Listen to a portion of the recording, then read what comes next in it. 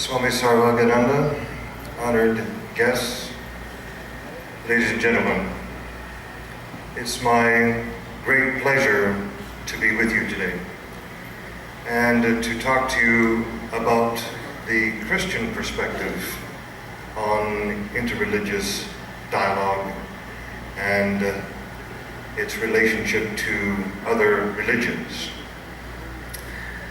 I think I should perhaps begin by pointing out that my mandate is to talk about a Christian perspective.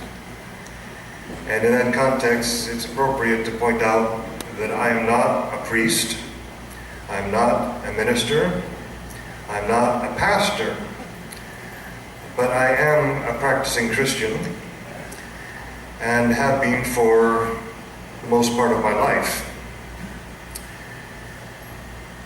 And I'm aware that Christianity is perhaps the religion that has been least open to dialogue with other religions of all the great religions in the world. There are three positions that have been outlined by scholars who have discussed the relationship of Christianity to other religions. And they are called exclusivism, the first one, and you can guess what that means. The second is inclusivism, and that implies that other religions are approximations of Christianity. And the third is called pluralism. And if we look at the history of Christianity, we can see a movement that has occurred historically from an attitude that is predominantly exclusivist to an attitude now that is becoming more and more widespread, but still needs to be further explored, and that is called pluralism. And that is the recognition of all religions as being legitimate paths to fulfillment. The viewpoint that Christianity is itself the only religion is one that is often supported with certain verses of the Bible that exclusivists frequently refer to. And you may have heard these verses quoted by Christians from time to time.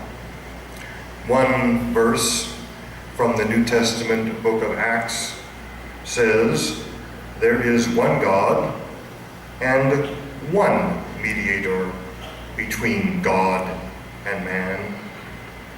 There's another verse that says, "There is no name given among men under heaven by which we must be saved." There is another verse that says, "I am the way, the truth, and the life. No man cometh unto the Father but by me." And often people get the idea that that is the whole picture of Christianity, and certainly many Christians that I am acquainted with, take that viewpoint.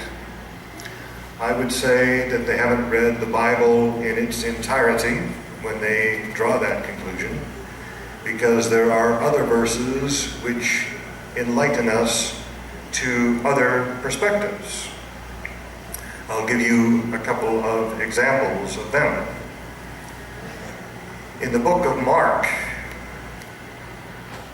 the Apostle John says to Jesus, "Teacher, we saw a man casting out demons in your name, and we forbade him because he was not following us."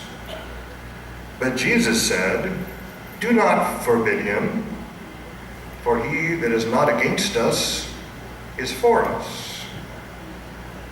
There's another verse in the book of Acts in which Peter is speaking, and he says, "Truly I perceive that God shows no partiality, but in every nation, anyone who fears God and does right is acceptable to him." And one more that I frequently quote to those people who are continually telling me that there is one way is found in the first epistle of John, and it says this: "Beloved, let us love one another, for love is of God, and he who loves is born of God and knows God. He who does not love does not know God, for God is love." Now, clearly, particularly when it comes to India, you can see the strong influence of what has been called the exclusivist position. And I think exclusivism is more a frame of mind than it is a religious position at all. In the tradition that I grew up in, I should perhaps say a little bit about myself in that respect. I grew up in an evangelical family that was associated with an evangelical community in which there was strong support for missionary work and strong motives to induce young people to commit themselves to world missions for the purpose of converting the lost to Christianity. One of the people who was very influential in the development of the whole evangelical movement was, in fact, an Anglican whose name was John Wesley. And he lived in the 18th century, lived most of the 18th century. And during his adult life, he was confronted with many religious controversies within the Christian tradition. There were those who believed that babies should be baptized and that their faith should be confirmed later on when they were able to understand what Christianity is all about. There were others who said, you should not baptize babies because baptism is a sign of Christian commitment, and a baby doesn't know what's going on, so it's totally inappropriate to baptize a baby. Another controversy was the use of wine for celebration of the Lord's Supper. There were those who said it's an abomination to use wine to celebrate the Lord's Supper. You should use grape juice. Now, John Wesley was an Anglican. He was schooled in Anglicanism, and to him it was a matter of course that the Eucharist should be celebrated with real wine. And it was a matter of course to him that babies can and should be baptized. But he was seeking Christian unity with people who felt otherwise. And so he finally came to the conclusion, and he articulated this in a very famous sermon, in which he said, "If you hold that infant baptism is wrong, I do not wish to change your opinion. And I hope that you will not try to change my opinion if I believe that infant baptism is correct. Likewise, if you think it's inappropriate to use wine in the celebration of the Lord's Supper, then don't do it. But don't hold anything against those of us who do. He says, "My concern is not with these details of doctrine or practice." And he finally ended his sermon with these famous words: "If thy heart is as my heart, then give me thy hand." And with that, he established a good deal of goodwill within that very controversial period of time in the Christian tradition. Now, I'd like to talk a little bit about these three viewpoints and to talk about their development in terms of the history of the church. As I said, I'm not an ordained priest, I'm not an ordained elder, but I do have one advanced degree in Christian theology, and I have been a practicing Christian for most of my life. The exclusivist position is the one that is probably most well known in India. And it's interesting that in his autobiography, Gandhiji talks about his experience as a young person and the experience of hearing the words of Christian missionaries who would stand outside his schoolyard and hold forth, casting aspersions on Hindus and their gods. He said that this caused him to have a very negative opinion of Christianity. It's the idea that has followed Christianity to many areas of the world. But as I said, it is not the only viewpoint, and it is one that really invites a lot of scrutiny. The church itself has been divided for most of its life between these two positions. From the patristic period, and the patristic period refers to the first 200 years, 200 or 300 years of the Christian tradition. This is after the apostolic period, in which certain bishops wrote and preached and developed very strong opinions about a variety of subjects that were very controversial in the church. And a couple of them, one named Origen, who died in the year 254, and another named Cyprian, articulated the viewpoint that came to be associated with medieval Christianity, and that is the viewpoint that outside the church there is no salvation. This viewpoint was always in dialogue with another viewpoint that recognizes that God is love and that God's desire is to save all human beings. So you have these two tendencies. One is to emphasize the importance of the church for salvation, and the other is to emphasize the universal saving love of God. So it's also interesting that as early as the patristic period, there was also another understanding, and that is that there is an authentic revelation and the possibility of salvation that is given to all people. That was articulated by a church father named Justin Martyr, another church father named Clement of Alexandria.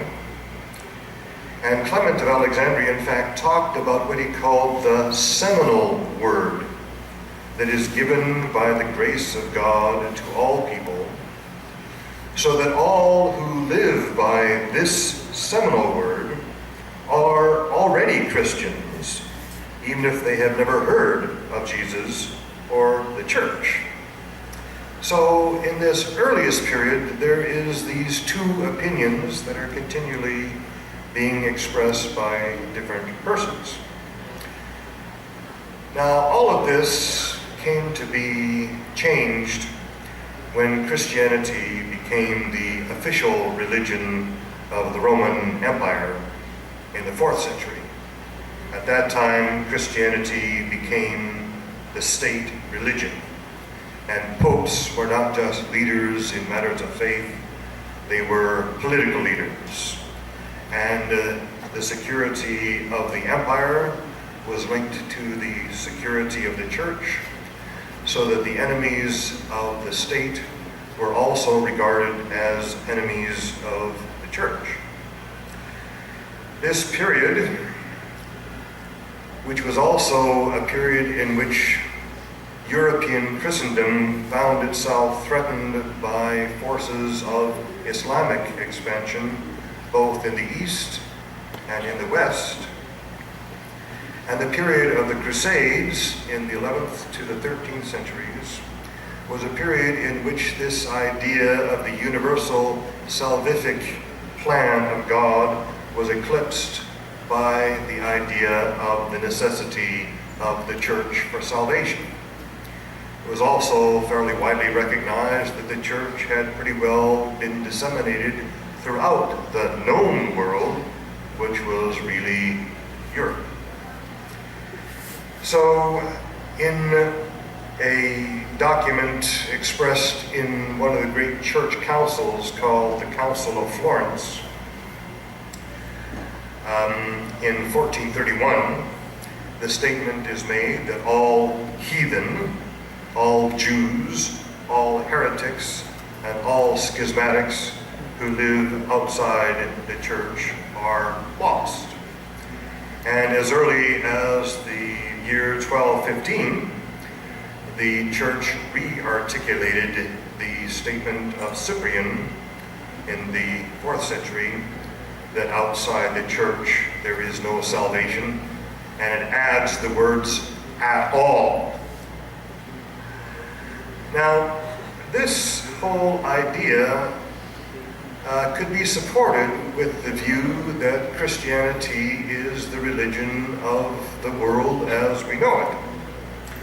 But with the age of discovery, the 16th and the 17th centuries, when you had explorations outside of Europe by people like Magellan, Christopher Columbus, Vasco da Gama, and others, there was a sudden realization of millions upon millions of people who live moral lives who have never heard of Christ or the church.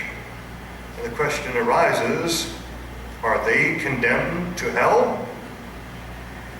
So it became a project of the church to begin rethinking this.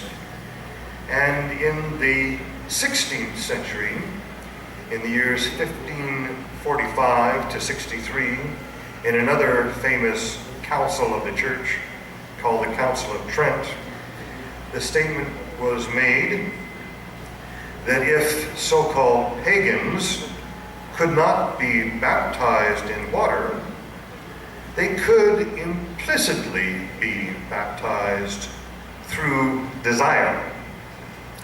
And the background of that is that if they followed their conscience and lived morally, they were implicitly expressing the desire to join the church and could thus get through the doorway of salvation. So, with the Council of Trent, we have a slight opening of the door towards what came to be called inclusiveness. And so, with the Council of Trent, there is a tendency to think not simply that outside the church there is no salvation, but rather without the church there is no salvation. And then it expands the idea of the church basically to include people who had never heard of Christianity, never heard of Christ, and never heard of the church, but nevertheless lived by conscience and lived by the dictates of morality. So religious persons of other faiths then could be thought of as belonging to, as it were, the soul of the church, though they didn't belong to the body of the church. They were attached, related, imperfectly linked, tangentially related, potential Christians. Still, in this, there is no idea that God's grace might be working through other religions. Now, as I said, this was the viewpoint of the church. Not everybody in the church was conscious of that. Not all of the people who were trained in Christianity were trained in some of these resolutions of the Council of Trent. And so it remained among Christians a minority view, but it was the view that prevailed basically from the 16th to the 20th century. Now, in the 20th century, at mid-century, the church, the Catholic Church now, because we're now talking about the period after the Protestant Reformation, and I'll mention a little more about Protestantism shortly. And of course, I mentioned John Wesley, who is himself a Protestant. But still, as I said, there is no idea that God's grace might be working through other religions, through other religious practices. With this council that occurred in 1962, called the Second Vatican Council, that opened under Pope John the 23rd, one of the most, certainly the most liberal-minded pope of the 20th century. This convocation was held in Rome for the purpose of confronting the reality of 20th century cultural and secular life. And among the great documents that were produced by this council was the declaration of the relationship of the church to non-Christian religions. There were a number of theologians who had a strong impact upon this council, so that it became, as many people have said, a watershed in the idea of the relationship of Christianity to other religions, and it really revived the idea of the universal love and the universal grace of God. One theologian that had a particularly strong impact upon the proceedings of this council, known popularly as Vatican II, was a theologian named Karl Rahner. And Karl Rahner's viewpoint on other religions was already embedded in his own theology, and his own theology of grace, because he believed that there is a transcendental revelation that is built into the very nature of the human being, that divine grace infuses human nature. It is part of the structure of human consciousness. So he held that every time we reach beyond ourselves to what is true and good, every time we commit ourselves to a cause beyond our narrow selves, we are truly experiencing and truly knowing God, even though this knowledge may be unreflective,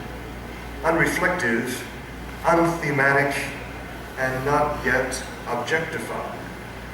So for Karl Rahner, religions are ways of salvation. Now, this becomes an extremely interesting turning point in the view of the Catholic Church. And it's an extremely engaging one. Vatican II made a distinction between what it called the ordinary and common way of salvation that is known to all persons by conscience, by morality, and by other religious traditions, and the extraordinary and special way of salvation that is brought about by Jesus Christ. So, on the one hand, it argued that the church needs to get over the idea that it's preaching to pagans who otherwise would have no hope of salvation. It needs to get over the idea that the church is an island of salvation surrounded by a sea of perdition. It needs to get over the idea that the church is an exclusive community of those who alone have the claim to salvation. And it holds that there is grace within other religions. But on the other hand, it simply wants to include other religions within this idea of Christian grace. So the grace that is apparent in other religions, the saving knowledge that is apparent in other religions, is in reality the grace of Christ. And it held that only in Christ can these religions find the fullness of salvation, so that Christ is the final goal of all religions. And Karl Rahner became particularly famous for one particular phrase, and that is that other faiths can be understood as anonymous Christians. Okay? Now, anonymous Christians, anonymous Christianity, that means that a devout Jew is really an anonymous Christian, that a devout Hindu is really an anonymous Christian, that a devout Buddhist, a devout Sikh, a devout Zoroastrian, a devout Taoist is an anonymous Christian. Well, this immediately provoked a response from Jewish theologians who recognized that their ethnicity had suffered tremendously at the hands of professing Christians for the length of Christian history. And to that offer of anonymous Christianity, they said a resounding no thanks. It wasn't only them, it was others. And Karl Rahner and others said, well, when we use the term anonymous Christianity, we're not intending it as a tool for dialogue with other religions. It's intended for Christians to think of others as anonymous Christians. But others in the Catholic tradition found this extremely repugnant.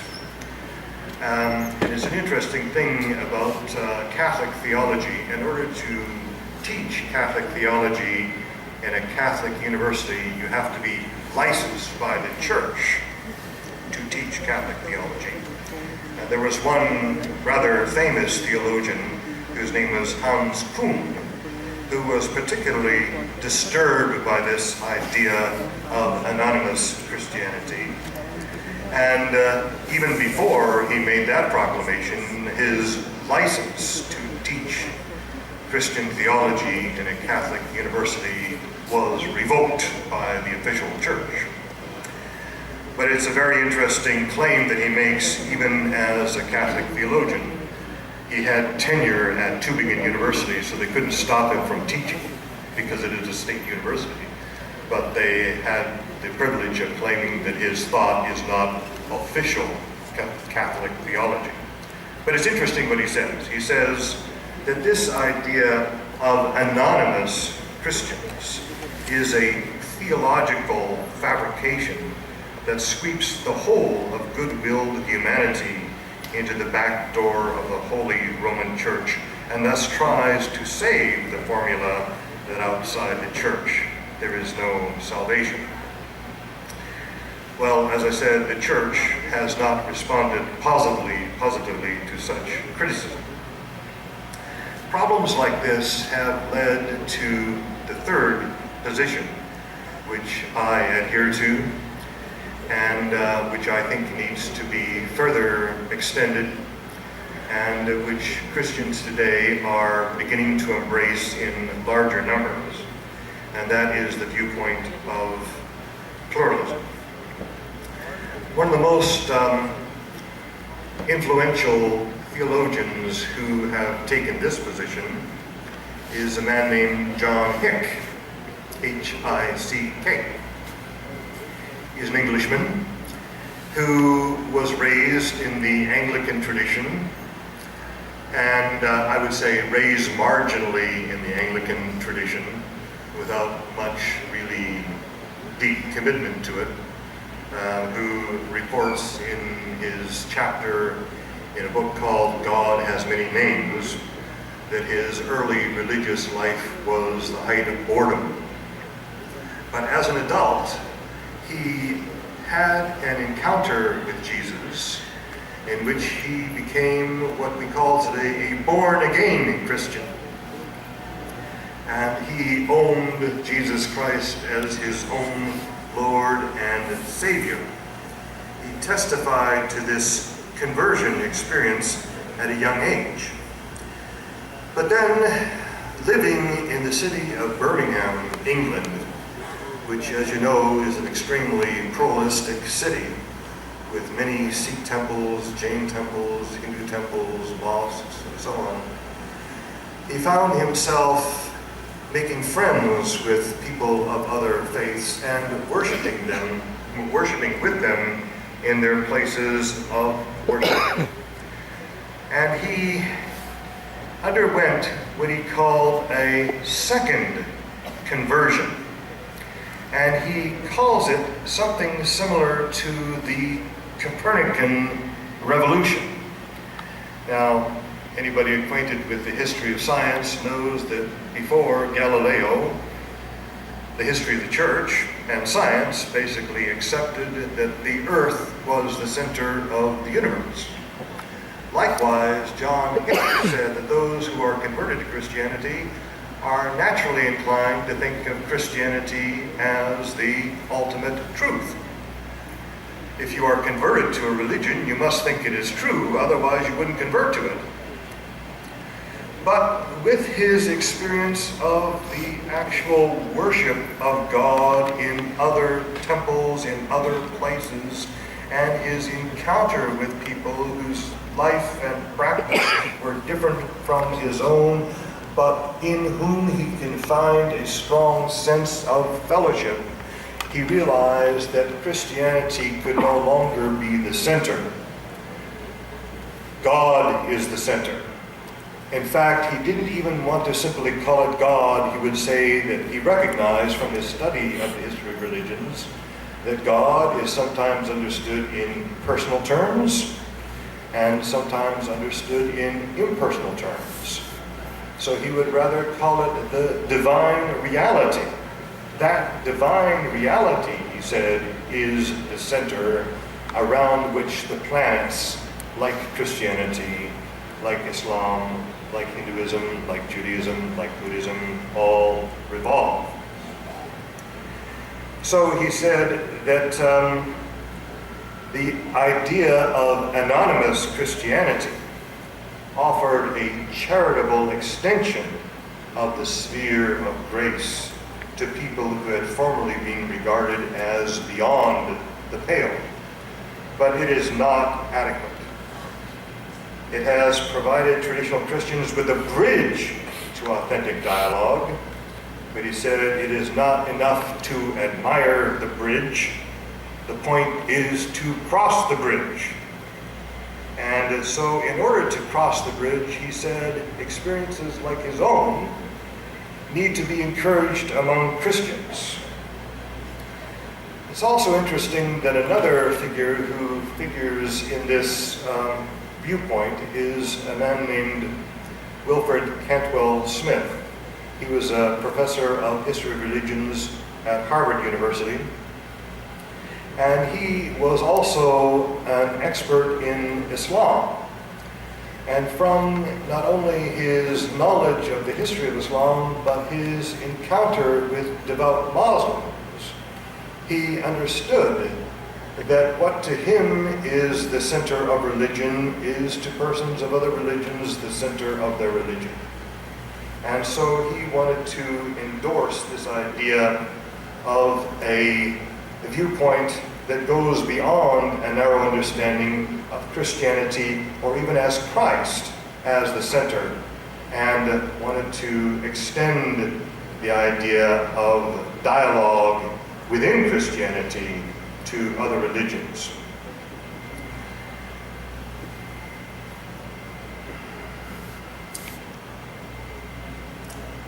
Now, John Hick has sometimes been written off by exclusivist Christians as a relativist. If all religions are true, and yet all religions differ, then how can you really claim that one is also true, or ultimately true? So John Hick wanted to argue that there are differences among religions, and not all religious practice, not every aspect of religion is perfect. And the criteria to judge whether particular religious practices, religious ideas are viable or superior or inferior is the degree to which they mediate that ultimate reality, transforming one's disposition to life from one of self-centeredness to one of centeredness upon the ultimate divine reality. But he denied that these ideas could be used to rank one religion over another. And he was very conscious of the weaknesses in Christian history. He was very much aware of the anti-Semitism within Christianity. He was very much aware of the witch hunts, of the Inquisition, of the Crusades. He says these are not Christianity, and we shouldn't take the attitude that was perpetuated by these acts as reflecting the essence of Christianity. And we shouldn't try to compare Christianity as a whole to another religion. Reminds us of what Gandhi said. He said that all religions are grounded in a true revelation of the ultimate reality, but because every one of them is alloyed with human beings, with human history, and with human ambition, none of them are perfect in total. There are many aspects of his thought that I can't get into, but I would like to comment on one more thing that I am indebted to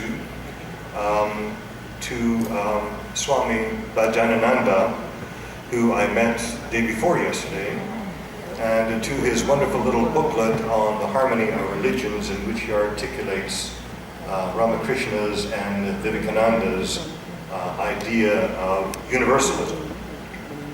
Universalism is the idea that there is one ultimate goal to which all of these religions are directed and to which all of them are moving. That idea, I think, is compatible with the idea of pluralism, but it goes beyond that. It means an openness to other persons that we haven't really witnessed before. And as Wilfred Cantwell Smith said, we find this encounter with other religions not so much through an appreciation of the doctrines and rituals of others as a recognition of the depth, an encounter with the depth of another person who is religiously committed. So he says that when members of different religions meet, they find a common bond not primarily in their doctrines or rituals, but in the depths of their own heart and in the encounter with the hearts of others. So when I was reading that little booklet by Bhajanananda, Swami Bhajanananda, I was impressed with this idea of universalism, and quite frankly find it extremely attractive. My question was, how do we get from this idea of pluralism to this idea of universalism? And I think we do so with a genuine encounter, as Wilfred Cantwell Smith has said, with other faiths, with other persons of other faith. And in light of all of that, I would like to say that it is time for Christians to open their minds and open their hearts and to say what John Wesley said of old, that if thy heart is as my heart, then give me thy hand. Thank you.